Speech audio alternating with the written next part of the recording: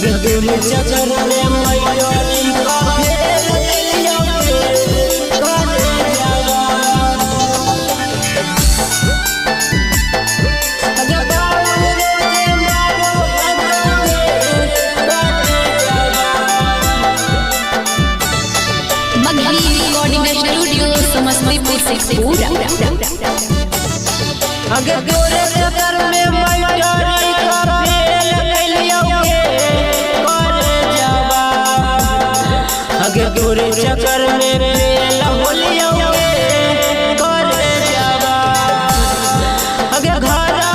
से खेलिया काटे जावा अगर घरा से खेलिया काटे जावा अगर बाबू रोजे मारो हाथों काटे जावा अगर तोरे चक्कर में मयूरी का फेर दिया काटे जावा अगर तोरे चक्कर में मयूरी का फेर दिया काटे जावा अगर बाबू रोजे मारो हाथों काटे जावा अगर गौरियों तोरे लिखा बोलौना मामा देवे जब गलिया का जामा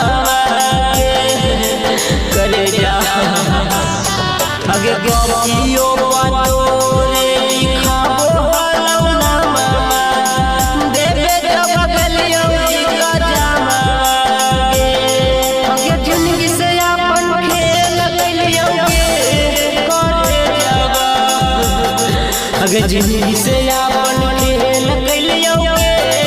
काटे जावा अगर तोरे चक्कर में फेल गलिया काटे जावा अगर तोरे चक्कर में फेल होलिया काटे जावा अगर तोरे चक्कर में मयूरी का फेर दिया काटे जावा अगर बाबू रोजे मारो हाथों काटे जावा अगर प्यारो के योई संधरोइने बेमारी जिंदगी से लियो हारी करे जा अगर प्यारो के योई संधरोइने बेमारी जिंदगी से लियो हारी अगर गुडू के जिंदगी से लहो काटे जावा हिमन के जिंदगी से लहो काटे जावा अगर तोरे चक्कर में फेल दिया काटे जावा अगर तोरे चक्कर में फेल